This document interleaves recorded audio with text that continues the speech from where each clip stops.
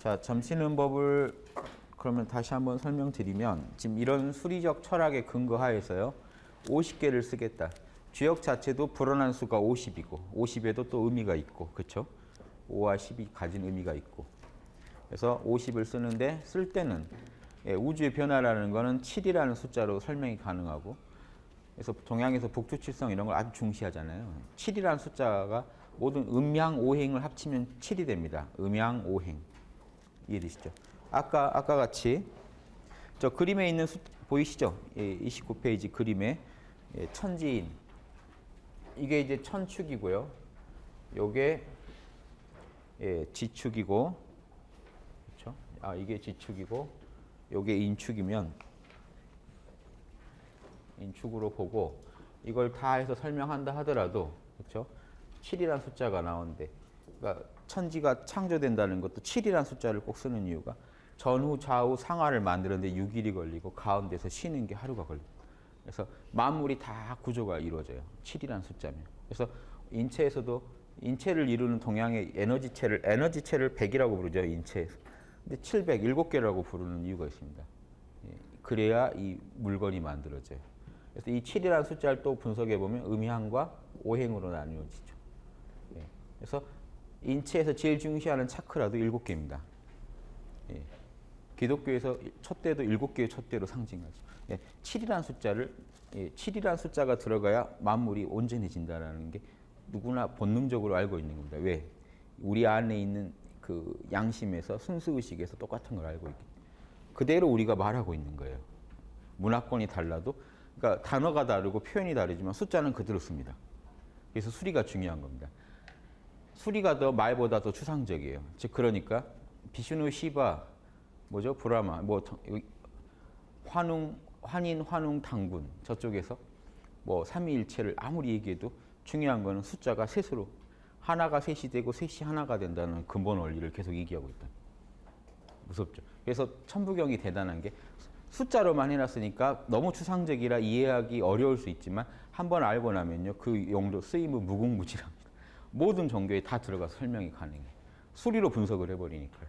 하나에서 셋이 되고 셋이 다섯이 되고 7이 되면 온전해지고 그래서 7이라는 숫자가 이렇게 쓰이는 거고 이해되시죠? 이런 모든 설명이 다 가능해집니다. 이해되시죠? 그래서 7이라는 숫자가 가지고 이제 점을 친다 하는 그거 한번 이해하시고요. 이 정도만 하시고 점을 하나하나 이제 과정을 따라가 볼 텐데 자 이거를 그냥 하시면 이제 여기는 자세한 전법이 안 나오니까 시초 치는 법 44페이지로 가겠습니다. 이걸 한번 이제 읽으시면요 여러분도 아 이렇게 점 쳐지겠구나 그냥 아실 겁니다. 제가 뭐 자세히 시연을 안 하더라도 이걸로 이제 군데군데 필요한 설명은 이걸로 제가 드리겠습니다. 보십시오. 먼저 이게 주자가 쓴 글입니다. 주희죠. 주희가 주역전이라는 글을 쓸 때 시초 치는 법은 이렇게 한다 하고 지금 써놓은 겁니다. 땅의 정결한 자리를 택하여 시초를 보관하는 집을 만들어라. 이게 정성을 들이는 거죠. 요 점괘도요 좋은 상자에 넣어서 보관해 두는 겁니다. 방을 따로 두가지고. 시초 보관하는 집을 만들 때 남쪽으로 문을 내고 문을 어디로 내라 뭐 이런 말까지 하는데요. 자, 고대 이렇게 했을까요? 모르죠. 그러니까 송나라 때 다시 복원한 전법입니다. 그러니까 고대에는 이런 원리였을 거라는 거 아셔야 돼요. 이걸 이대로 했을 거라고 생각하지 마시고요. 송나라 때 주자가 다시 멋지게 이제 포장을 한 게 이런 식으로 포장했다는 겁니다. 시초 50줄기를. 지금 이게 왜 줄기라는 거냐? 시초가요. 우리말로 풀면 토풀이에요. 토풀. 풀이요. 하나를 따면요. 거기에 한 몇십 개씩 들어있는 풀이에요. 톱 모양으로. 작은. 그러니까 그거 하나 몇 개 따면 점치겠죠. 그러니까 예전에 그냥 주변에 있는 것 중에 그냥 뜯어서 점칠 수 있는 게 그래서 시초라고 하는 겁니다. 그 시초풀이라고 하는 게요. 토풀이에요. 토풀 50줄기를 갖다가 딱 붉은 비단으로 쌀고 그런데 이제 어느 시점에서는 토풀을 안 쓰죠. 막대기를 씁니다. 산까지 대나무를 깎아가지고요. 산까지를 가지고 이제 점을 치는데요. 그거를 붉은 비단에 싸서 검은 주머니에 또 담아가지고 하마에 넣어가지고 평상에 북쪽에 둔다. 이런 거 다 지금 신경 쓰지 마십시오. 쭉 그냥 읽어 가시는 게 중요합니다. 나무 판자를 함에 남쪽에 설치하여 평상을 둘러 나누어 북쪽에 둔다. 그냥 이렇게 번역하는 저도 오죽했겠습니까? 이걸 재미없는 내용인데 지금 나무 판자를 갖다가 함의 남쪽에다 설치해가지고 평상을 둘러 나눠서 북쪽에 둔다. 향로 하나를 나무 판자 남쪽에 두고 이제 향 그릇을 하나 향로의 남쪽에 둬가지고 날마다 향을 피워서 공경한다. 자세히 써주느라고 이래요. 이거 어디다 뭐 두라는 말까지 다 써놨습니다. 장차 점을 치게 되면 청소를 하고 먼지 털고 한 개의 벼루 연적, 한 개의 붓, 한 개의 먹, 한 개의 누런 칠판을 향로의 동쪽에다가 씻어두되 동쪽 위로 한다. 점 치는 자가 의관을 정결히 하고 가지런히 하고 북쪽을 보고 손을 씻고서 향을 피우고 공경한다. 옛날 사람들 대단하죠. 어느 방향 보고 뭐 하고 이걸 다 정해놨습니다. 그런데 지금 여기까지 뭐 나온 건 없죠. 그 이제 함을 이제 본격적으로 시작합니다. 두 손으로 함의 뚜껑을 받들어서 나무 판자의 남쪽, 향로의 북쪽에 둔다. 시초를 함에서 꺼내요. 이제 주머니를 벗기고 싼 것을 풀어가지고 함의 동쪽에 놓고 50개의 점대를 합하여 양손으로 잡고서 향로 위에 연기를 쐰다. 이게 제사 지낼 때 우리 하듯이 이렇게 그 술잔 한번 돌리듯이요. 가서 이제 연기를 한번 세게 한 다음에 명하기를 자 점치기 전에요. 딱 요걸 가지고 향로에다가 연기를 싹 해서 정화시킨다는 얘기죠. 정화를 시키면서 명하기를 점을 마음속으로 점칠 걸 얘기해야겠죠. 늘 한결같은 태서를 큰 점을 빌립니다. 늘 한결같은 태서를 빌립니다. 2번 하고요. 모관이 어떤 벼슬 하는 뭔 벼슬 하는 아무개가 내가 이제 벼슬이 없으면 그냥 뭐 이름 얘기하면 아무개가 이제 모사로 어떤 일로 가부를 옳고 그름을 알지 못하여 의심스러운 바를 신령께 하느님께 질문합니다. 길흉 득실 후회함과 인색함 근심과 걱정 이 상황이 어떤 지금 상황인지 신령께서 밝게 고하여 주십시오라고 한 뒤에 그러니까 내가 무슨 일로 점을 치니 정확한 답을 주십시오 하고 점을 치라는 겁니다. 한 뒤에 오른손으로 한 개의 점대를 치하여 자 이 손까지 알아야겠죠. 오른손으로 점을 하나 딱 치해서 요거는 탁 두면 뭐죠? 이제 이게 이제 태극이라고 하나 놓고 시작하자는 겁니다. 치하여 함 가운데다 돌려놓고 자 돌려놨죠. 양손으로 49개의 점대를 그러면 이제 나머지 점괘가 이렇게 해서 49개가 있겠죠. 49개를 점대를 반으로 뚝 나눠 가지고 지금 한 개는 따로 뺐습니다. 한 개를 따로 빼고 나머지를 둘로 쪼갰습니다. 그렇죠? 2개를 쪼개서 뭐라고 되어 있습니까? 점대를 반으로 나누어서 나무 판자의 좌우 2개의 홈에 넣는다. 미리 홈을 좀 파놓나 봐요. 거기다가 놔두라는데 놔두면 되죠. 아무튼 지금 중요한 건 이게 홈 이런 게 아니고 여기 그런 거 다 무시하시고 이걸 읽을 때 2개를 쪼개서 놔뒀다는 겁니다. 그렇죠?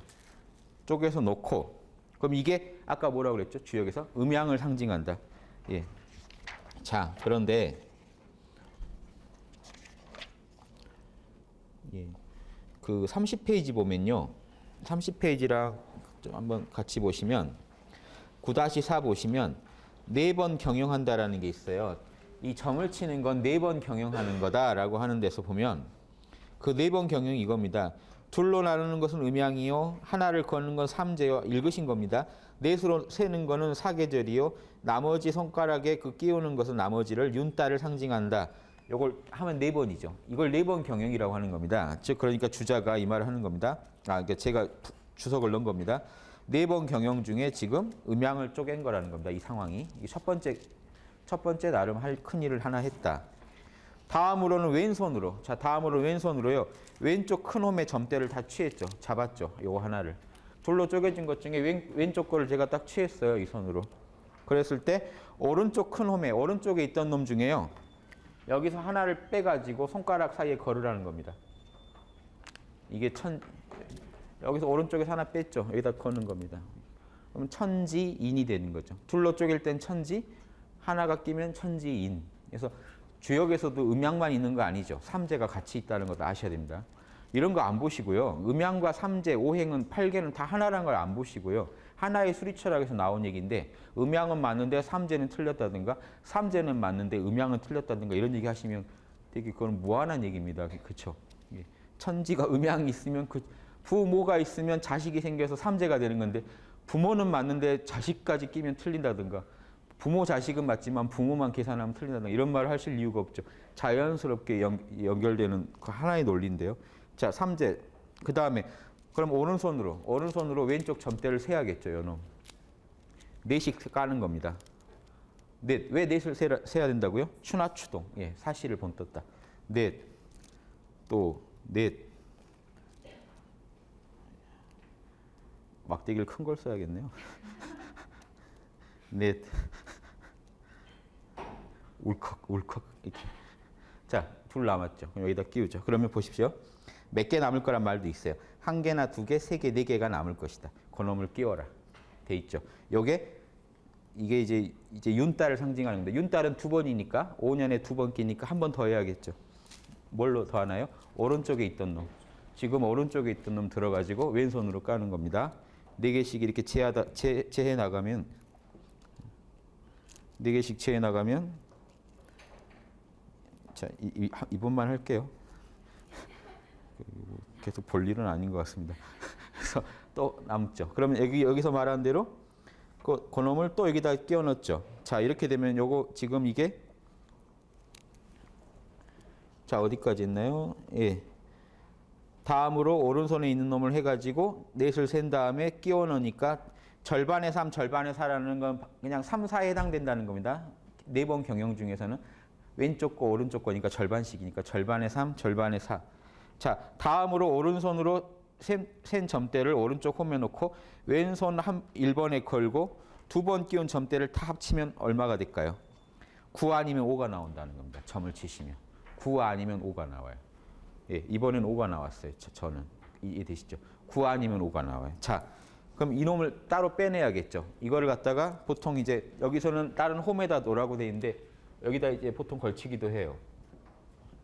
그래서 이런 식으로 3번 걸쳐지겠죠. 3번 점을 쳐야 되니까요.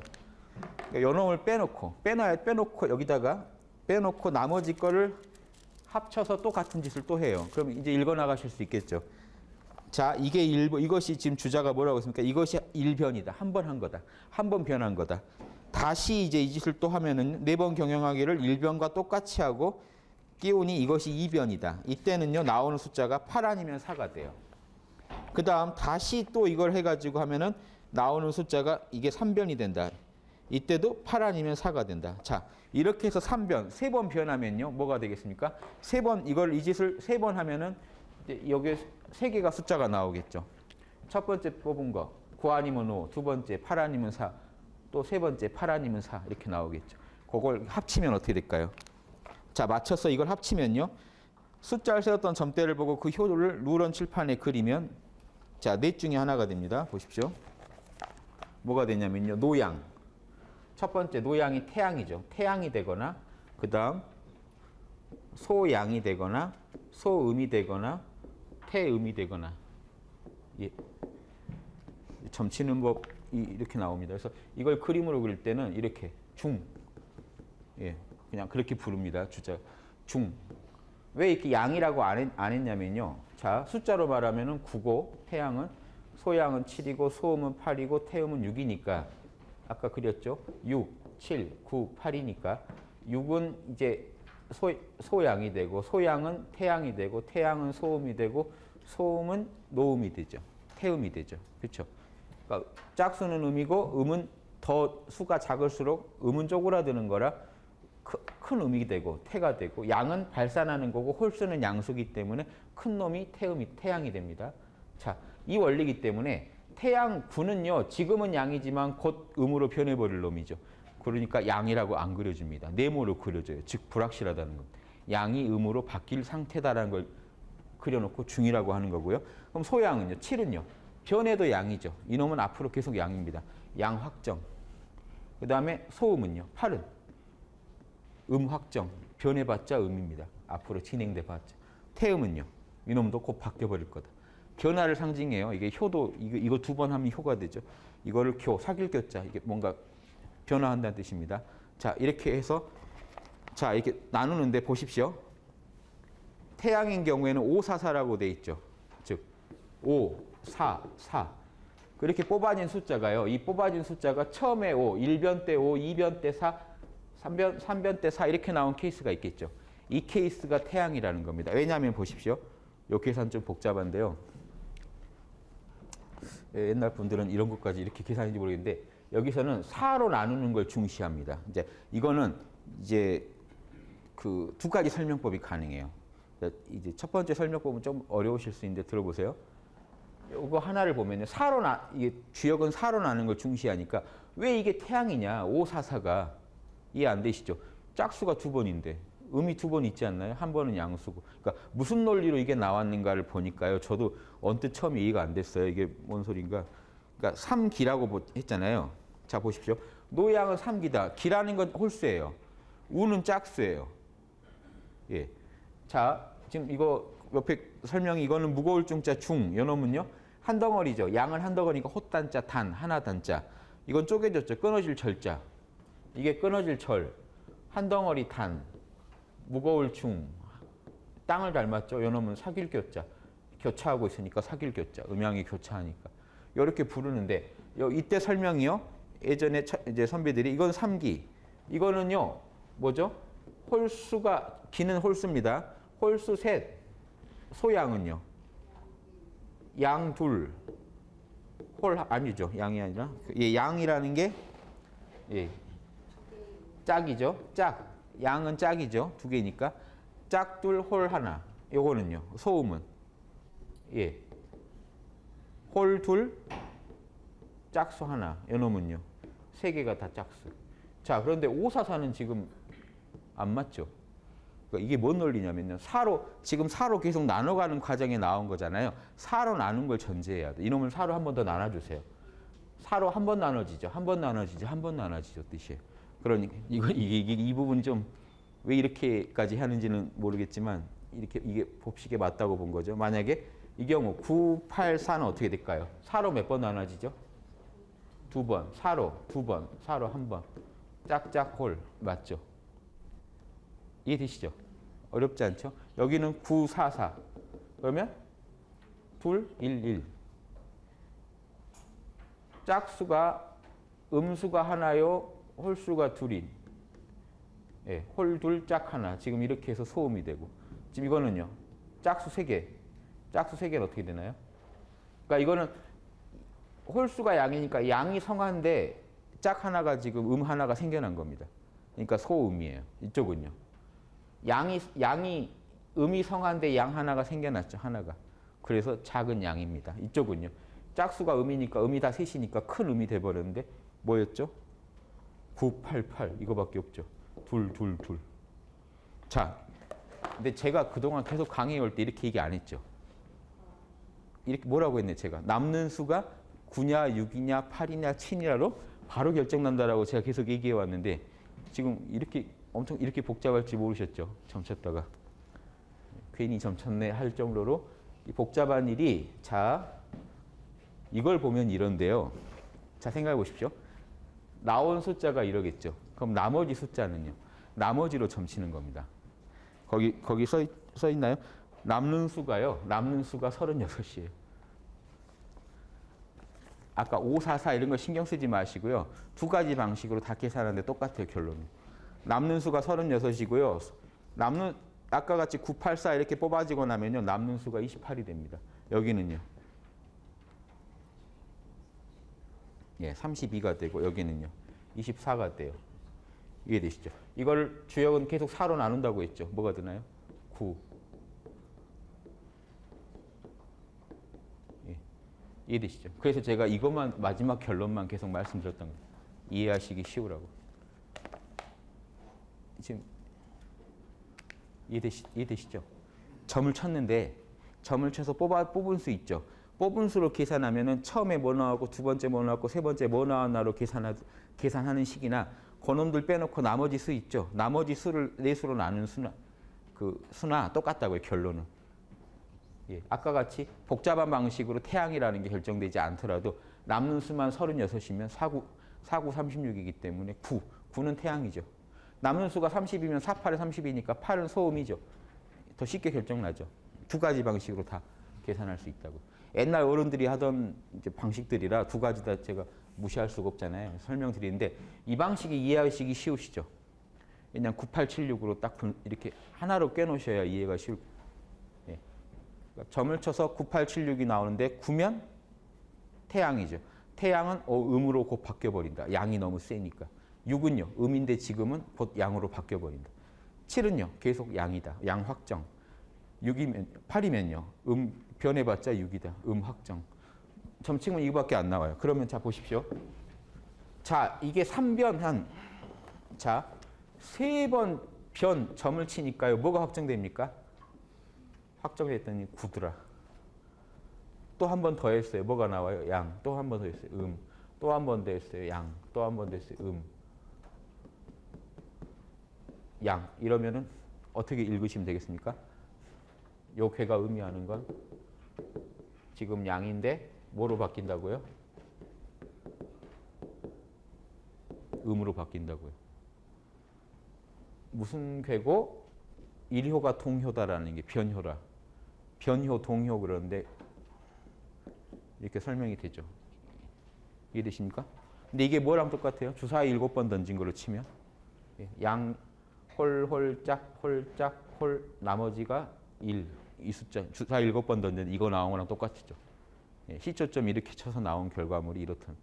근데 시초점은 무서운 게요. 제가 왜 주사위를 쓰시라고 하냐면 시초점을 하면 동효가 5개가, 6개가 다 동할 수도 있겠죠. 이해되십니까? 1효 이거, 2효 이거, 3효 이거, 4효 이거, 5효 이거, 6효 이거 나와버리시면 어떡할 겁니까? 다 변해버리잖아요. 6개가. 다 변할 수도 있다는 문제점이 있습니다. 그래서 보세요. 그 밑에 박스가 있죠. 그 위에 읽어볼까요? 예절을 모두 마쳤으면 시초를 주머니에 싸서 함에 놓고 뚜껑에 덮어서 두고 붓, 벼루, 먹, 칠판 다 치우고 향 피우고 다시 공경하고 끝내는 겁니다. 시험부터 끝까지 딱 예절로 해요. 왜냐하면 정신을 이 향 피우고 하는 중에 계속 정신을 모으는 겁니다. 깨어나서 점을 쳐야 되니까요. 자, 그런데 보십시오. 방금 이런 경우는 어떨까요? 이런 경우는 하나만 동의했죠. 보십시오. 이게 주자가 만든 표입니다. 제가 만든 게 아니고 주자가 만든 표예요. 한 효만 변했다면 번개의 변효. 그냥 번개 그냥 읽어라. 번개의 그 효 읽어라. 예. 근데 만약에 이런 경우처럼 6개가 다 동했으면 어떻게 됩니까? 직계의 괴사. 직계를 읽어라. 직계 중에서 괴사를 읽어라. 이게 지금 다들 난감해 하시는 것 같은데 지금까지 들으신 내용이 어려운 내용이 이건 진짜 쉬운 내용인데요. 어려운 내용은 정말 잘 들으시는데 이건 너무 그냥 쥐역치는 그냥 간단한 그 쥐역책 같은 거 보시면 앞에 그림으로 막 그려져서 간단하게 소개되는 설명이 다 있는 내용이에요. 지금 이런 내용은. 그러니까 번개니 직개니 지금 이렇게 점쳤을 때 어디 읽어라. 쥐역책이 있잖아요. 점쳤는데 어디를 읽어야 되냐가 되게 문제가 되잖아요. 매뉴얼은 있는데 점쳤잖아요. 번개는요. 갈지자가 직계, 직계는 이쪽으로 가버렸다는 겁니다. 즉 아까 자 이렇게 건계가 있다면 일효가 동했어요. 그러면 이렇게 되죠. 이놈이 직계고 이놈이 번개예요. 번개와 직계. 이해되시죠? 즉 번개가 있고 직계가 있으니까 점을 쳐서 일효가 동했으면 그냥 번개의 그 일효를 읽어라는 겁니다. 그러니까 우리가 제가 설명드린 점치는 법이랑 같아요. 다만 이건 같아요. 그런데 6개가 다 변해버렸다. 이놈이 6개가 다 변해버렸으면 뭐로 변했을까요? 이게 다 음이 됐겠죠.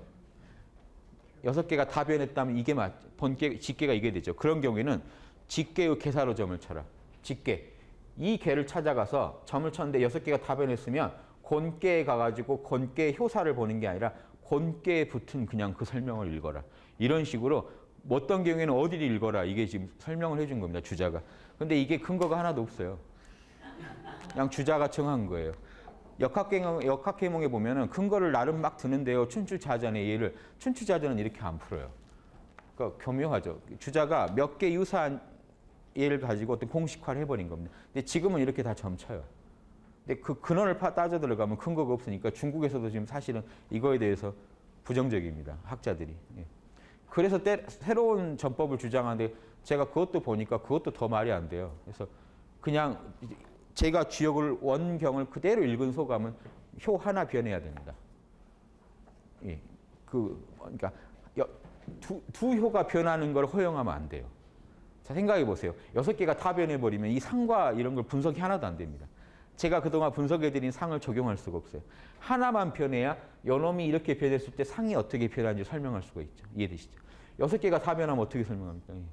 각각의 변화를 다 살펴봐야 되는데 그러면 이제 이 정확한 정보가 오질 않아요. 자, 그러면은 점을 쳤는데 만약에 이런 경우 지금 주자가 여러 가지 설명이 6개가 다 변한 경우는 어떻게 해야 될까요? 시초를 쳤는데 요즘같이 그냥 저는 주사위를 권합니다. 그래서 주사위 7번 던지면 변효가 한 번만 나오게 돼 있죠. 6번 던지는 과정에서 궤가 그려지고 마지막 숫자가 변효가 1부터 6 중 하나가 딱 떨어지죠. 그럼 그것만 읽으시면 돼요. 주사위로 치시라는 걸 저는 요즘 편하게 권해드리고 만약에 시초를 치셨는데 나왔다 이러면 좀 곤란해집니다. 난감해집니다. 실제로는. 그러니까 고대에는 그걸 어떻게 그렇다면 자 우리는 지금 난감하니까 그렇게 치는 걸 권장 안 드리지만 고대인들은 어떻게 해결했겠죠. 근데 이거 여기 써 있진 않죠. 어떻게 했는지.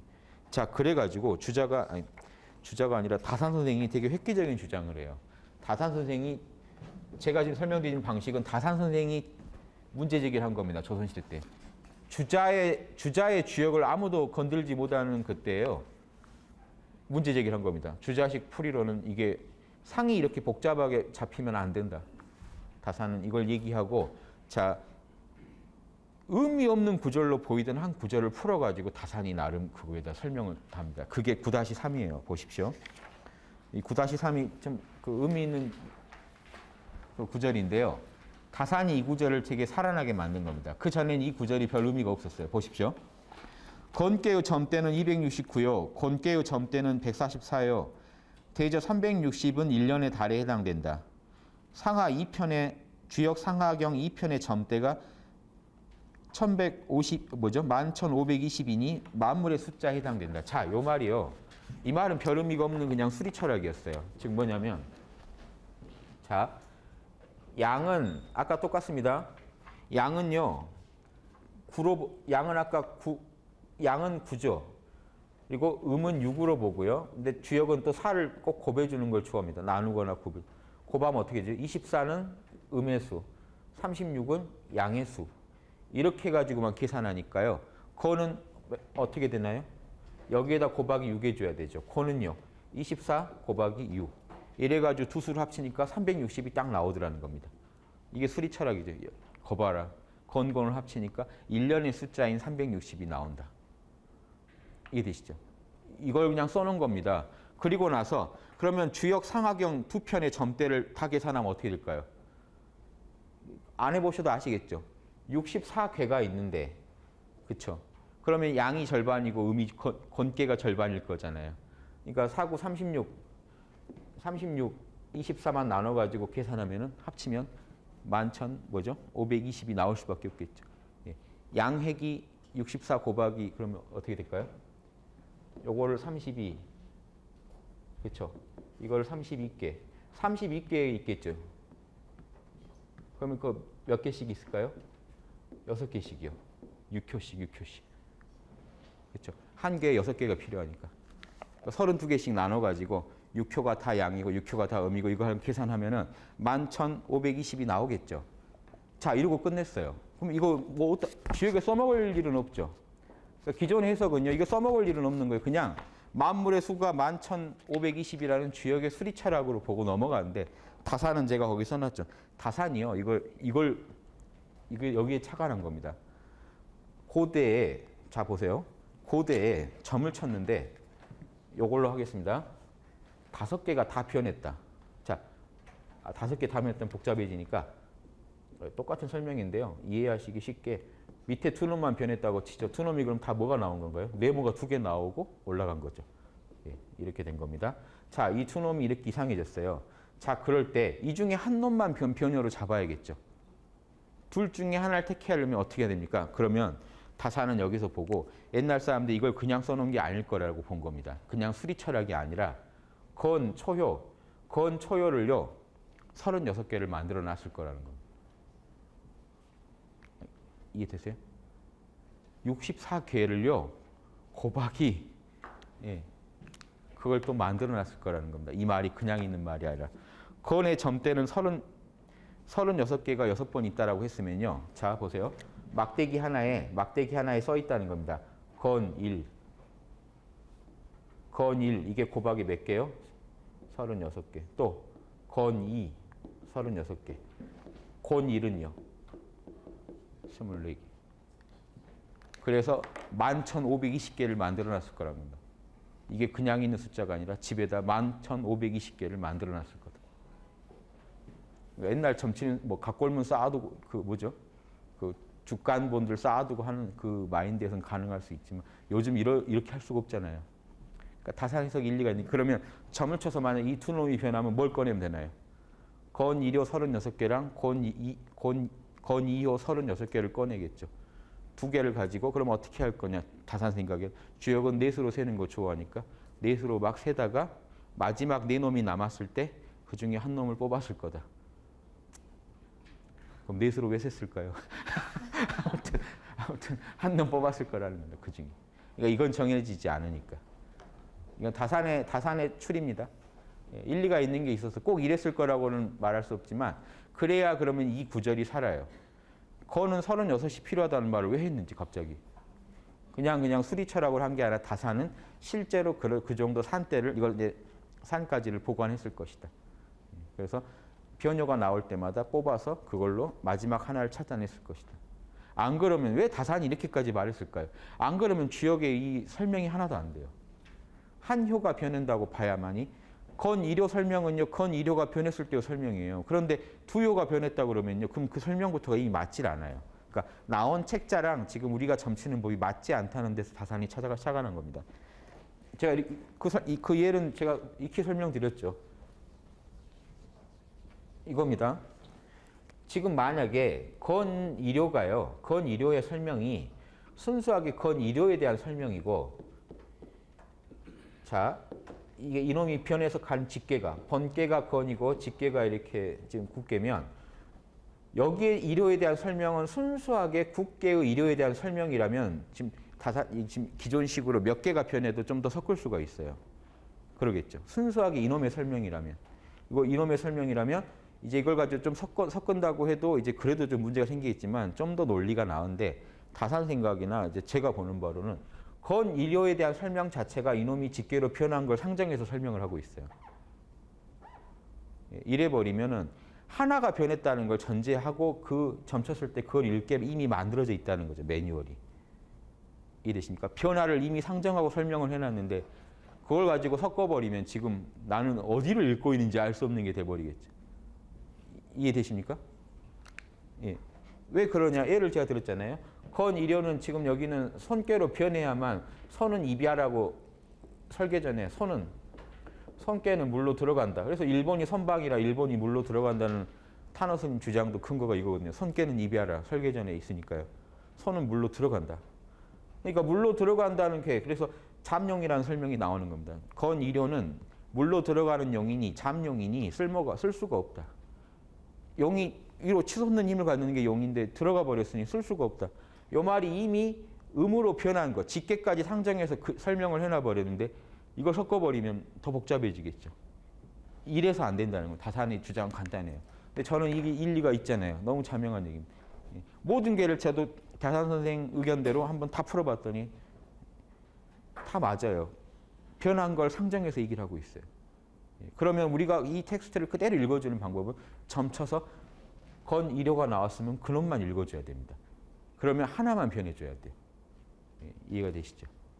이게 두세 개 변해버리면 지금 어디를 읽어야 되는지 알 수 없게 돼요. 그러면 주자같이 복잡한 방식을 만들어야 되는데 이게 지금 주역의 원결하고 맞질 않아요. 이 설명이식이. 점을 쳤는데 다른 게 엉뚱한 게 어디를 읽어라 이렇게 정해놓고 읽어버리면요. 이건 하나의 전법은 돼요. 나는 애초에 이렇게 읽을 겁니다. 하느님. 이렇게 내려주세요. 저는 이렇게 점치는 건 괜찮아요. 저는 주자식대로 점칠 거거든요. 그러니까 나와버리면 무조건 이렇게 읽어버릴 겁니다. 감안하셔서 답을 주세요 하고 점을 치는 건 그건 괜찮아요. 그런데 이게 주역의 그 만든 사람의 의도랑은 다르다는 거죠. 만든 사람의 의도는 저렇게 만들었다. 한효가 이미 변하는 것, 직계까지 다 감안해서 설명이 돼 있다는 겁니다. 그럼 그대로 읽어줄 수 있어야 우리가 점이 되니까 한효 변하게 찾아내야 된다는 겁니다. 저는 차라리 주사위를 권한다는 7번만 던지시면 무슨 게 뭔 혀가 동했다가 딱 떨어지니까 그냥 그게 읽으시면 끝난. 이해되시죠? 예전같이 시초를 쓰시려면 좀 복잡한 자기 나름의 변효가 생겼을 때 하나를 잡아내는 방식을 자기가 또 만들어야 되는 문제가 생기잖아요. 11,520개를 보관했다가는 집에서 쫓겨납니다. 그런 거 보관했다가는 예, 세상에 이런 일이 뭐 이런 데 나갈 사람은 집에 상까지를 모아놓고 계속 점 하나 친다고 그렇게 할 일은 아니죠 지금. 예. 이해되시죠? 그런. 자, 그럼 이 정도면 점 치는 거 지금 거의 아신 겁니다. 자, 그럼 쭉 읽어볼게요. 다시 한번 볼게요. 대연지수가 50이고 작용이 49이고 둘로 쪼개면 음양이 되고 하나를 걸면 천지인 삼재가 되고 넷으로 숫자를 자꾸 세는 거는 사계절이요. 그중에 나머지를 손가락에 끼우는 건 윤달을 번떴다. 5년에 2번 윤달이 있으니 손가락에 2번 끼워라 이거죠. 예. 그다음에 9-3은 건은 점대가 269요. 고는 점대가 144. 즉 건이 216개가 필요하다는 겁니다. 고는 144개가 필요하다. 이런 식이면은 주역 상하경 점대를 다 합치면 이 숫자 이 말이 일리가 있는 거예요. 이 책이라는 게 이 편지 책이라는 게 점대를 말해요. 상하 두 편의 점대가 11,520이어야 한다라는 얘기가요. 다산 선생님 말이 일리가 있다는 겁니다. 실제 지금 한자가 책이라고 부르고 있기 때문에 그냥 수라고만 안 했죠. 이 편지 수라고 했으면 그냥 수상적으로 한번 계산해 봤나 하겠지만 이 책이라는 건 점대를 말하거든요. 건지 책 이게 다 점대를 말해요. 그래서 다산 선생 말이 저는 일리가 있다고 봅니다. 책이라는 게 지금 이렇게 한자로 이거죠.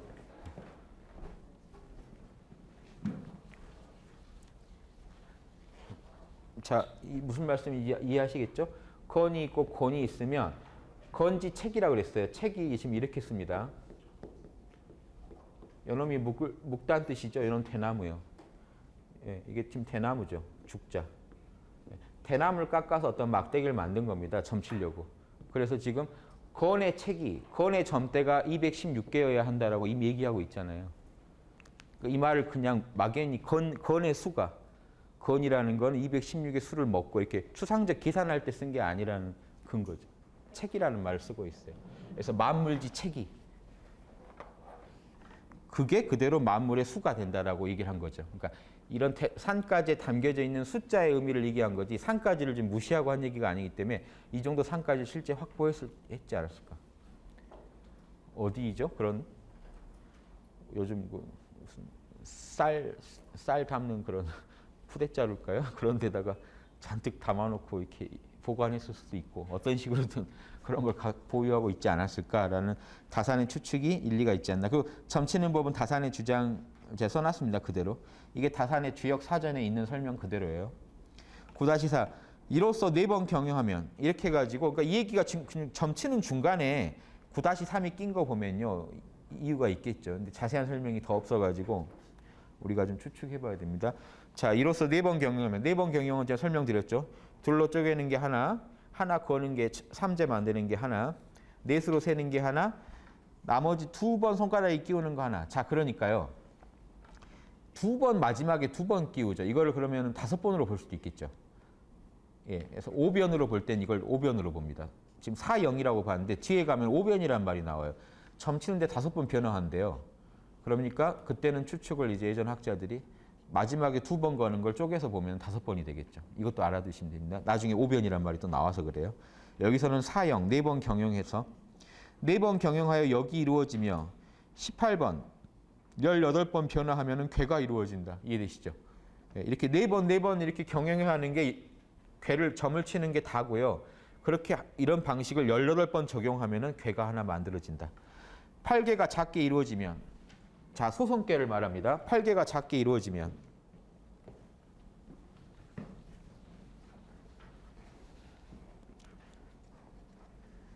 자, 보십시오. 그렇게 해서 8개가 처음에 점을 쳐서 3번 나가면 원래는요. 소성괴의 개념도 필요가 없어요. 이해되시죠? 짝이냐 홀이냐 짝이냐 홀이냐 짝이냐 홀이냐 하면은 8개가 지금 여기까지를 8개인데요. 그렇죠? 여기까지 가면 64개가 돼 버리잖아요. 대성괴라 그러죠. 큰 개가 돼버리면요. 대성괴는 64예요. 소성괴가 8개죠. 이해되시죠? 1, 2, 3 음양 하니까 8이 나오죠. 예. 그러니까 이 8개가 먼저 만들어지는 걸 의미부여를 해준 겁니다. 의미부여를 안 해주면요. 8개라고 굳이 나눌 필요 없으면 그대로 그냥 64개가 나오는 거죠. 점을 칠 때. 점을 18번 치면 그냥 큰 개가 나와버려요. 근데 그 중간 과정에 의미부여를 해준 겁니다. 처음에 점을 치다가 8개가 먼저 만들어질 거야. 쌓아가다 보면. 3번 쌓으면. 그러면 3, 3 뭐죠? 9번 하면은 이게 소선계가 한번 나오죠. 9번 변하면. 9변을 하면은 소선계가 나올 텐데 요놈이 이제 또 지 친구들을 만난다는 겁니다. 8개, 여기 8개가 곱하기 8개. 이런 식으로 설명을 해본 겁니다. 그러니까 먼저 8개가 만들어지고 그 다음 자기 친구들을 만난다는 얘기를 뭐라고 했습니까? 8개가 먼저 작게 이루어지고 펼쳐지면서 부류라는 건 8부류가 있겠죠. 8개니까. 계사전에 이런 말이 있었죠. 처음 시작할 때 방위유치, 방위별로 종류를 나눈다. 그 종류가 8개였죠. 8개를 방위별로 나눈다. 그러니까 8개가 한번 정해지고 그 다음 또 그게 다른 부류들을 만나면서 큰 궤로 확장해 간다는 얘기를 하는 겁니다. 이끌어 펼쳐지며 부류와 접촉하여 자라나서 천하의 일을 능히 마칠 수 있다. 즉 내가 점치고자 하는 걸 정확히 알아낼 수가 있다. 자, 점치는 행위를요. 천하의 일을 마칠 수 있다라고 표현하는 거 재밌죠. 내가 뭔 일을 제대로 마치고 싶은데 필요한 정보를 얻으려고 점을 친 거니까 점을 쳐서 정보를 얻으면요. 나는 내가 할 수 있는 일을 완성시킨다라는 의미로 점을 치는 행위가 단순히 아는 데서 끝나지 않고요. 천하의 일을 내가 마칠 수 있다라는 결론을 여기다 내리는 겁니다. 이해되시죠? 점을 치셔가지고 천하의 일을 마치십시오. 완성시키세요. 내가 지금 정보가 부족해서 못하고 있으니까 점을 쳐서 하늘이 고해서 하늘이 정확한 상을 주면요. 지금 너는 무슨 상황이야? 어떻게 해? 라는 정보를 주면 그 상에 담긴 정보대로 일을 해결해서 실제 물건을 만들어내는 겁니다. 이 말이 좀 이거는 늘 주역식으로 이해해야 됩니다. 주역은요. 무슨 일이든지 이 공식에서 벗어나지 않습니다. 앞으로도 계속 그랬지만 자 보십시오. 태극 자리에는 우주에 대한 근원적인 큰 그림이 밑그림이 있어요. 그게 상이에요. 선천적인 프로그램. 이 프로그램대로 물건이 만들어져요. 그런데 여기서 이렇게 만드는 때 뭘로 만드냐면 법칙으로 만드는데 그러니까 법칙은 엄밀히 말하면 형이하지만 상에 내재돼 있던 거죠. 법은. 그렇죠? 자 보십시오. 우주에 담긴 상 중에 제일 큰 게 이제 오행인데 인의지 인간으로 갖다 말하면요. 인의지가 담겨 있겠죠. 즉 인은 뭐라고 하는 거죠? 남을 너처럼 사랑해라. 의는요. 그러니까 남한테 피해 주지 마라. 이 프로그램이 들어있는데 이 사랑 안에는 엄청난 법칙이 들어있겠죠. 즉 이 사랑을 적용하려고 보면요. 다양한 방식으로 적용이 가능해요. 상황마다. 그러니까 상에는요. 반드시 법칙이 있어요. 이 법칙대로 우리가 실천을 하면 물건이 하나 나옵니다.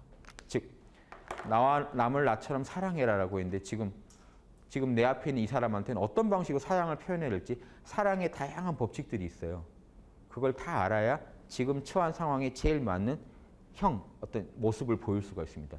돈을 빌려줄 건지 말 건지 품어줄 건지 뭐라고 할 건지 사랑하라는 그 큰 그림 안에는 그걸 실제 적용하려고 보면 다양한 법칙들이 있다는 겁니다. 현실에서. 어느 정도 그걸 해야 되는지 여러 가지. 이 경우엔 이게 사랑이고 저 경우엔 저게 사랑이고 이 수많은 법칙들이 현상계에 들어오면 쪼개지니까 그래요. 보세요. 형이상에서는 쪼개지지 않기 때문에 큰 그림이 있는 걸로 충분한데 형이하의 세계로 오면 이게 펼쳐질 때 보면요.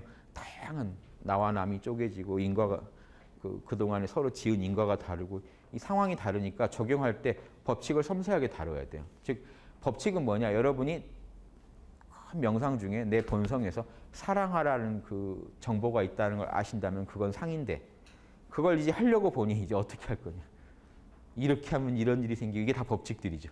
이렇게 해줬더니 이런 일이 생기고 이렇게 했더니 이런 일이 생기고 그런데 이 법칙도 다 근원은 상이니까 큰 그림의 근거에서 내가 작은 법칙들을 이 현실에서 법칙들 잘 써야 돼요. 알맞는 법칙을 써서 처리를 해야 돼. 그래서 실제 처리한 결과물이 형입니다.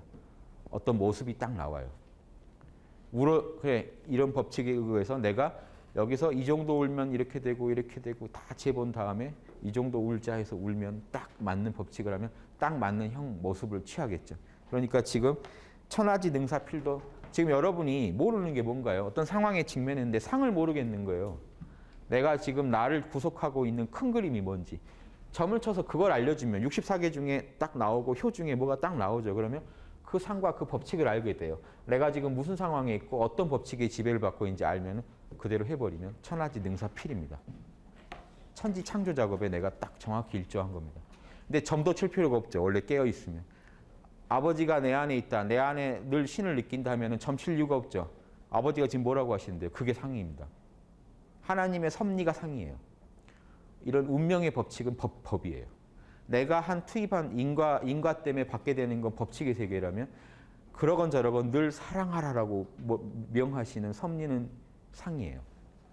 이건 철학자들은 다 아는 겁니다. 근원적인 명령이 있고 그 현상계에 따라 이 법칙 속에서 불가피하게 표현되는 게 있어요. 자, 이런 겁니다. 뭐랄까요?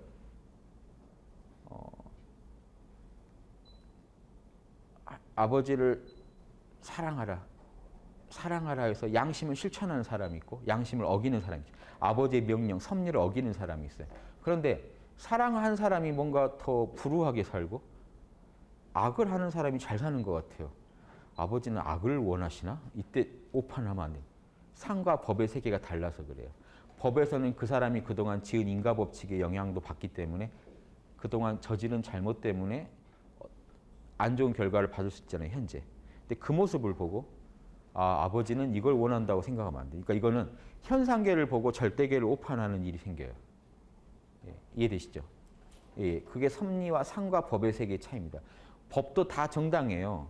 법도 정당한데 법이 집행되는 과정을 보다가 우리가 큰 밑그림을 놓칠 수가 있어요. 이상하게 도둑질했는데 성공을 해요. 아버지는 저런 사람의 성공도 원하시는구나. 이제 오판을 하시면 안 돼요. 아버지가 이런 게 있습니다. 정말 아버지가 명령하는 게 있고 아버지가 마지못해 해주는 게 있겠죠. 사랑하라 했는데 사랑 안 한 친구가 열심히 돈을 모아요. 그러면 돈 모으는 걸 망칠 수는 있나요? 그러니까 그 법칙을 존중해 주는 거죠. 근데 정말 사랑스러운 친구가 돈에 너무 등한이에요. 돈을 줄 수가 없잖아요. 그러니까 왜냐하면 공부를 안 해요. 그러면 아무리 사랑을 베푸는 친구지만 공부를 안 하는 친구를 합격시켜 줄 수는 없잖아요. 그러니까 만물의 인과 법칙의 세계에 이 법칙을 존중 안 해주면 이게 좀 거기에 어떤 근거한 법칙의 어떤 결론이 나오는데 이걸 보고 상을 오판하면 안 된다. 그래도 아버지는 늘 사랑하라라고 명령하고 계시다는 것도 알아야 된다. 이해되십니까? 이게 주역에서도 되게 중요한 부분인데 동서양 어느 철학가도 이게 다 나옵니다. 철학을 제대로 하신 분은 이 두 문제를 정확히 설명해요. 내가 운명이라고 말하는 거는요. 법칙의 세계입니다. 전에 한 짓 때문에 그걸 받는 거예요. 근데 이 섭리의 세계는 불변입니다.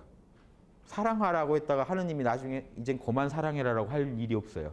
사랑하라로 끝난 거예요. 여기는 완결된 세계고 이 법칙은요. 현상계 안에서 계속 굴러가면서 변화를 일으킵니다. 이 두 느낌 좀 다른 거 아시겠죠?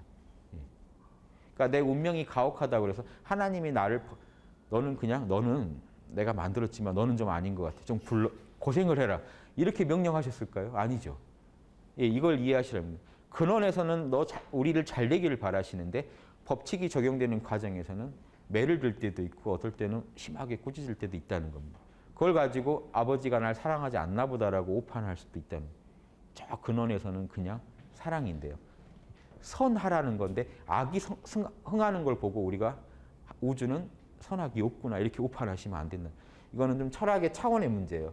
이 현상계에서 투입한 만큼 받는 문제랑 더 근원에서 불변으로 우주가 어떻게 설계되어 있는가에 다른 문제입니다. 이걸 기독교에서는요. 하나님의 섭리라고 그러고 이걸 운명이라고 합니다. 운명의 세계와 섭리의 세계는 틀려요. 이해되시죠? 철학을 이렇게 보셔야 됩니다. 자, 그래서 내가 점을 치는 이유는 내 지금 운명이 돌아가는 법칙만 알려는 게 아니고요. 지금 근원적으로 어떤 하나님의 큰 그림에서 어떤 정보의 지배하에 있나를 알고 싶어서 하는 겁니다. 그래서 상을 알고 법을 알고 그걸 현실화하면요. 이게 창조예요. 하나님도 그렇게 창조했어요. 빛이 있으라 하니 빛이 생겼다 하는 게 그겁니다. 빛이라는 상을 가지고 빛이라는 법칙을 펼쳐내니까 현상계에서 빛이 만들어져요. 그래서 여러분도 창조하실 때는요. 상을 정확히 알고 즉 법칙을 안다는 겁니다. 여러분이 법칙을 정확히 하시면 상도 아시는 거예요. 이해되시죠? 법칙을 정확히 알면 상도 아시는 거예요. 아까 그 법칙을 잘 몰라서 그래요. 제가 왜 돈을 벌지? 법칙이 악한 게 아니에요. 예, 그 지은 대로 해주는 거지 법칙은. 그러니까 지은 대로 갚아주는 게 법칙이고 상은 그 근원에서 그런 법칙이 돌아가게 그 근거가 되는 거고요. 좀 어려운 얘기인데 이렇게 좀 이해해 주시면 되겠습니다. 예. 시간이 살짝 남은 것 같은데 애매하긴 한데 9-5까지 끝내죠. 9-5가 이제 철학적인 얘기를 이제 마무리를 지어주는 겁니다. 이 점치는 것도 이 점치는 거에 철학이 안 담겨 있다면요. 공자님이 아까 그 논어에 나온 것처럼 내가 좀 나한테 몇 년만 더 주면 내가 끝내주게 할 텐데 이런 말 안 하시겠죠. 그냥 점치는 얘기면요. 이런 철학적인 이런 담겨 있는 철학적인 의미 때문에 엄청 거기다 그 치중하신 겁니다. 다른 책에서는 이런 말을 못 하잖아요. 주역에서만 할 수 있어요. 예. 공자님이 쓰신 책들이요. 대학중용은 공자님 후대에 나온 거잖아요. 공자님이 직접 손대신 책들이 시경, 서경 이런 것들이잖아요. 그렇죠? 얘기, 철학 얘기할 때가 주역밖에 없어요. 철학 얘기를 자세히 할 때가. 이런 형이상학, 형이학 이걸 근원적으로 설명할 때가요. 동양에서는 그게 음양이기 때문에 이걸 가지고 얘기하고 싶으셔서 여기다가 많이 공을 들이신 겁니다. 이제 그런 내용들이 후대에 정리가 된 게 지금 우리 설계전과 계사전이라는 거고요. 자, 시초점의 철학적 의미를 설명해 줍니다. 그냥 시초는 점치는 거야 라고 안 하시죠. 보세요. 시초라는 거는 도를 궤로 드러내고 이 얘기입니다. 자, 이 그림을 다르게 그려볼게요. 하늘에는 근원적으로 불변의 정보, 이거는 불변의 세계입니다. 불변의 상을 가지고 형체의 세계, 이거는 변화의 세계를 만들어내는데 이 중간에 법칙이 낀다는 거죠. 상도 사실은 불변입니다. 아니 법도. 왜냐하면 이 상에서 하라는데 다른 법칙은 없거든요. 다만 왜 이 법을 그 형이하의 세계에서 많이 논하느냐. 자, 이렇게 얘기하면 땅이고요. 이렇게 얘기하면 하늘이에요. 사실은 법은 하늘이기도 해요. 근원이 하늘에서 오기 때문에. 상 그대로 적용되는 거거든요. 중력이라는 큰 상이 있으면 현실에서 만유인력 법칙이 드러나지만 만유인력 법칙 자체는 안 보여요. 우리 눈에 보이는 형체만 보여요. 그런데 눈에 보이는 형체의 모든 변화를 이끈다는 측면에서는 땅의 세계지만 법이 근원이 하늘에서 근거한 거죠. 상에 원래 내포되어 있는 법칙이죠. 예. 이렇게 이 정도 이해해 주시면 정말 좀 제대로 이해해 주신 거고요. 그러니까 어떤 경우에는 이 법을 여기다 붙여서 얘기할 수도 있고 아래에다 붙여서 얘기할 수도 있다는 것도 알아두시고요. 그러니까 만약에 상과 법만 얘기하면 여기 하늘이면 땅이죠. 하늘에서는 상, 땅에서는 법칙이니까요. 이렇게 얘기할 수도 있다는 거. 예. 자, 이렇게 얘기하시면 점을 내가 왜 쳤을까요? 내가 처한 상황, 지금 보십시오. 내가 처한 형편은 지금 여기죠. 현실의 세계. 지금 여기서 내가 지금 올라가고 있는지 내려가고 있는지 궁금해요. 점을 쳤더니 괴가 나왔어요. 뭐 이런 식으로 표현되겠죠. 건, 상승세다. 그럼 법칙, 여기에 지배받는 법칙대로 내가 현실에서 지금 이제 이거 이렇게 하면 올라가겠다 하는 현실이 일어나겠죠. 예. 그래서 우주의 법칙에 우주가 지금 나한테 내가 어떤 하는 행위에 담긴 우주적인 정보를 읽어내서 더 알맞게 처신하겠다는 겁니다. 그래서 우주의 창조 행위를 돕겠다. 우주의 환극작용을 돕겠다. 모르니까 내가 처신을 못 하잖아요. 하나님이 지금 나더러 멈추라고 하시는지 지금 가라고 하시는지가 잘 안 들리는 거예요. 그러니까 에고 욕심에 저거 먹으면 좋겠는데 해서 갔어요. 근데 느낌이 안 좋은 거죠. 이건 아니었던 것 같다. 이걸 점을 통해 하려는 거니까 도인들은 점 안 쳐도 됩니다. 참나랑 대화가 가능한 형형한 분들은요. 물론 이건 에고의 역량 따라 또 그러니까 사람 따라 점안 치고는 모르겠다는 부분도 있을 거예요. 그런데 이제 도가 깊어지다 보면 점안 치고 해결되는 부분이 많을수록 도인인 거죠. 왜냐하면 바로 소통을 하니까요. 딱 양심에서 내 안에서 사단도 상이죠. 사단의 정보가 이니에지가 탁 굴러가면서 내 마음에 어떤 그 법칙에 따라 내 마음에 어떤 이건 아니다라는 마음이 확실히 든다면 멈추면 그만인 거죠. 이게 모르겠을 때 점을 치는 겁니다. 그러니까 하늘이 도를 드러낸다는 게 이겁니다. 사실은요, 보십시오. 이 괴도요, 괴는 글자죠. 이것도 형이하죠, 사실은. 예. 그러니까 지금 여기서 의미하는 거는 괴가 아니라 이 괴상이 아니라 사실 더 근원적인 이거 원상이라 그래요. 원상을 우리는 괴상으로밖에 이해를 못하니까 지금 괴를 그려놓고 얘기한 겁니다. 그러니까 점을 쳐서 괴가 나왔을 때 그 괴는 글자지만 그림이지만 거기에 담긴 그 의미요. 우주가 지금 어떤 정보를 가지고 있다. 나의 행위에. 자, 이런 것도 되게 재밌지 않나요? 지금 보십시오. 내가 지금 여기 가만히 있어도 움직여도 내 형체는 계속 움직이지만 법칙에서 지배하에 있을 수가 있나요? 법칙을 벗어나서는 존재 못합니다. 그 법칙은 상의 지배를 받아요. 그러니까 내가 어떤 상황에 있을 때는요. 드러난 형체가 이렇다면은 안에 있는 담긴 정보가 다릅니다. 식물이 갖고 있는 상이 틀리고 동물이 갖고 있는 정보가 틀려요. 다른 정보가 표현되고 있잖아요, 지금. 사람이 갖고 있는 정보가 틀려요. 그래서 동양철학 여러분이 고귀한 상을 가지고 있다는 게 동물이랑 다르게 나오셨죠. 형체가 다르죠. 그 얘기는 우주가 거기에 품은 의미도 틀려요. 인간한테 품은 의미가 틀려요. 형체가 다르기 때문에. 예. 그러니까 겉에 드러난 걸 보고 저 근원까지 보는 겁니다. 예. 그러니까 지금 내 인생사가 하루하루 다른 걸 보면 그때그때 그 변화라는 건요. 이 변화라는 거는 이 형이하의 세계에서 변화가 일어나는데 그 변화는 사실은 여기까지 다 합쳐져야 변화가 되죠. 예. 그러니까 형체만 따로 있을 수가 없고 이건 이제 뭐죠? 빙산의 위에 나와 있는 부분이라면 근원에 이게 있어야 이게 나오거든요. 그러니까 어떤 변화도 저 하느님이 작용 안 된 변화라는 건 없다는 겁니다. 자, 요놈이 지금 변화를 일으킵니다. 여기 있다가 내려갔어요. 이거를 누가 일으킨 겁니까? 중력이요. 만유인력 법칙이요. 만유인력 법칙은 누가 굴리고 있나요, 지금? 하느님이요. 하느님이 아니시면 이걸 떨어질 수가 없습니다. 그러니까 우리 눈에는 이놈이 이게 떨어진 걸로밖에 안 보이지만 지금 우주가 신이 작용하고 있다고 보셔야 돼요. 배후에서. 그러니까 내 인생의 어떤 국면에 왔을 때 신이 지금 내 인생에 어떤 정보를 갖고 있는지를 알고 싶어서 점을 친 거니까 시초점은 위대하다, 도를 드러내준다. 우주가 갖고 있는 이 불변의 정보를 보여줘요.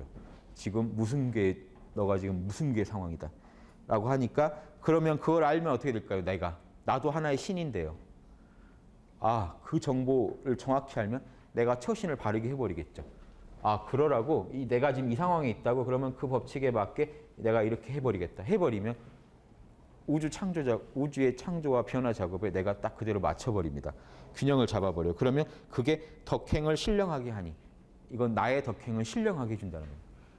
정확히 내가 무슨 상황인지 하나님의 메시지가 뭔 의도를 정확히 알면 내가 맞춰버릴 수가 있잖아요. 나의 덕행, 나의 안에 있는 신령한 나의 작용. 이 덕행도 내 안에 있는 신의 작용입니다. 내 안에 있는 우주의 대우주의 신의 작용을 내가 아니까 나도 거기에 맞춰서 내 소우주에서도 알맞게 작용을 해버리니까 나의 덕행을 신령하게 해줘버리니까 이 때문에 더불어 수작할 수 있으며 이 시초점을 가지고 하느님하고 이제 수작을 하는 겁니다. 더불어 하느님을 도울 수도 있다. 내가 하느님 하는 일을 돕게 됩니다. 우주를 도우시는 분이 될 수도 있고 우주에서 이제 그 암세포 같은 존재가 될 수도 있습니다. 한 번의 선택으로. 주역은 그 선택의 학문이죠. 선택을 할 때 우주의 도에 맞게 선택을 하시라. 공자께서 말씀하시길 변화의 도를 아는 자는 하느님께서 하는 걸 아는 것이다. 이런 얘기를 다른 데서는 하기가 힘들잖아요. 주역책에서 하는 겁니다. 변화 설명 다 된 거죠. 변화가 하는 그 원리를 아는 사람은 하느님이 뭘 하시는지 아는 뭘 어떻게 아시고 어떻게 작용하는지를 아는 사람이다. 이렇게 얘기를 했다는 겁니다. 이해되시죠? 어렵죠? 생소한 개념들도 많이 나오고 어려우시겠지만 어떤 일 할 때요. 이걸 실천하는 방법은 제가 늘 모른다 하시라고 하잖아요. 모른다는 말이 중요하지 않습니다. 제가요. 몰라 했을 때요. 난 내 이름도 몰라 했을 때 몰라라고 한 뒤에 진짜 그 모르는 느낌을 가지셔야 돼요.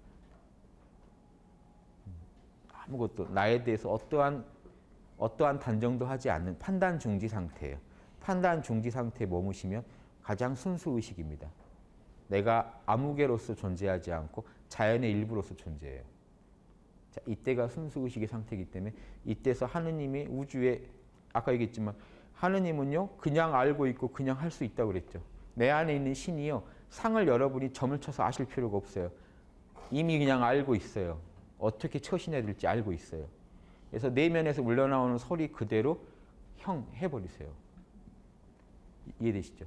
그러다 보면 거기에 담긴 법칙이 이해가 돼요. 자, 간단한 예로 불쌍한 애를 봤는데 에고의 소리는요. 가자 피곤하다 이렇게 나올 수 있지만 참나의 소리가 너와 저 사람은 둘이 아니니까 근원적으로 도와줘라라고 했단 말이죠. 자, 그러면 에고가 도와주려고 막 불쌍한 마음을 만들어낼 수 있나요? 없어요. 딱 봤을 때 그냥 불쌍한 거죠.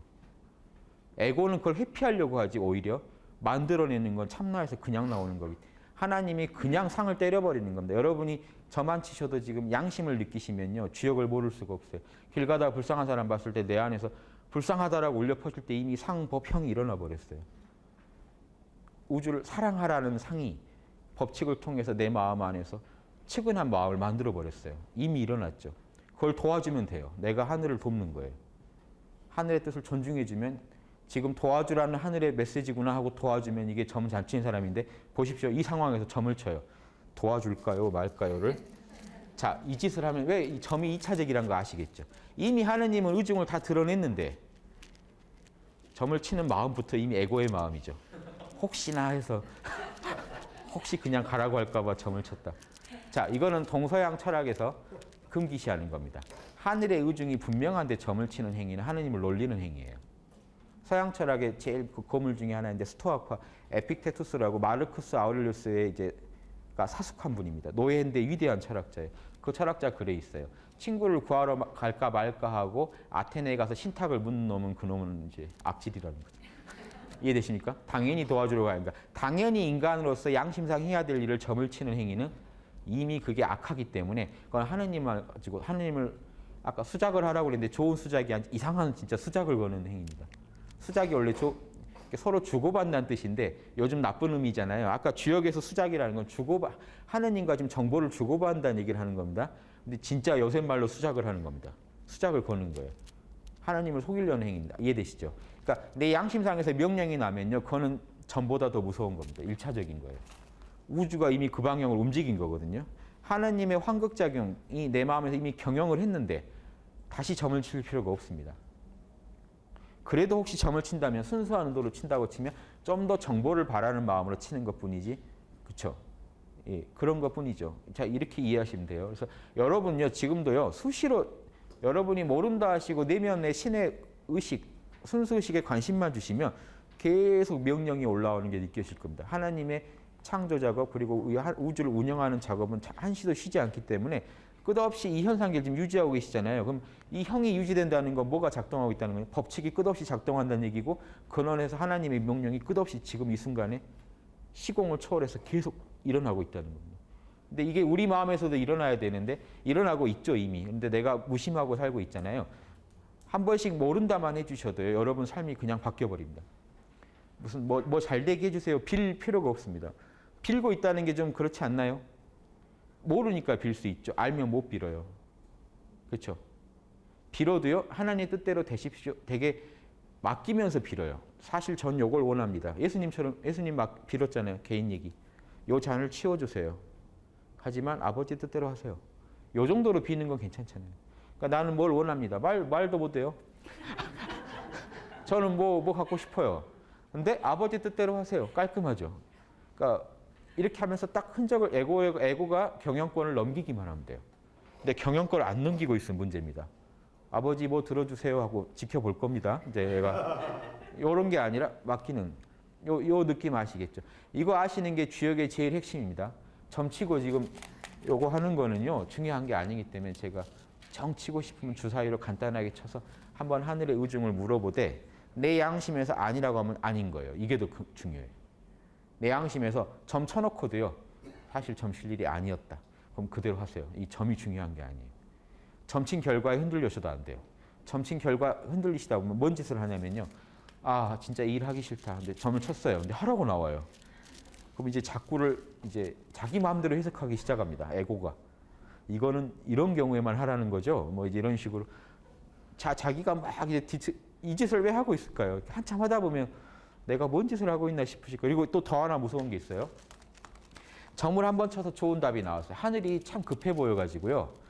이 친구한테는 가르쳐 줘야겠다 해서 딱 정확한 정보를 줘서 했어요. 근데 이제 뭔 병이 생길까요? 점만 치면 못 움직여요. 오늘 어디 강의를 들어야 되나 말아야 되나 점치고. 오늘 그 아무개를 만나야 말아야 되나 점치고. 이것도 웃기죠. 왜 이것도 하는 것 자체가 죄는 아닌데 지금 뭔가에 매달리고 있는데 점에 매달리고 있는 것도 또 웃기지 않나요? 내가 명색이 내 안에 신이 있는데 그러니까 약간 창피한 일이라는 겁니다. 그게 잘못됐다 이런 것보다 좀 더 수준 높게 할 수도 있지 않은가 하는. 그래서 조선 선비 중에 면호 선생이라고 이제 한 말에 유명했던 선비인데 그분이 쓴 이결이라는 책도 제가 나중에 한번 번역해 드릴 텐데요. 원리, 유교의 극치인 인의제 원리에 대해 제일 설명 잘한 글 중에 하나예요. 그래서 제가 원래 마음에는 수심결은 마음을 닦는 결, 영호결은 영호는 기운이거든요. 정기를 다루는 결, 리결, 이결까지 해서 3부작으로 하고 싶었는데 안 팔릴 것 같아서 안 내고 있습니다. 이결 드러나 보신 적이 없잖아요. 그래서 이결이라는 건요, 인의제 원리에 대해서만 계속 짧은 글인데 끝없이 분석해가는 글입니다. 거기에 이 말이 나와요. 원리를, 내 무지를 녹여서 원리를 정확히 알게 되면 거북점, 시초점이 비할 바가 아니다. 그러니까 등불을 켜고 사물을 보는 거랑 같아서 거북점, 시초점이 비할 수가 없단 말을 해요. 선비들은 이거 알고 계세요. 내 안에서 인의의 지리가 선명해지면 내 마음에 태극이 있는데 내가 우주의 정보를 그대로 알 수 있고 내가 뭐가 옳은지 그른지 그냥 판단할 수가 있는데요. 그러면 거북점, 시초점이 비할 바가 아니다. 요거 괜찮죠. 그러니까 이거를 그냥 그대로 선명히 알아버리는데 예, 상황마다 해야 될까요? 말아야 될까를 외칠까요? 내 마음에 인의의지가 드러나 계시면요. 인의의지 맞으면 하고 안 맞으면 안 하시면 돼요.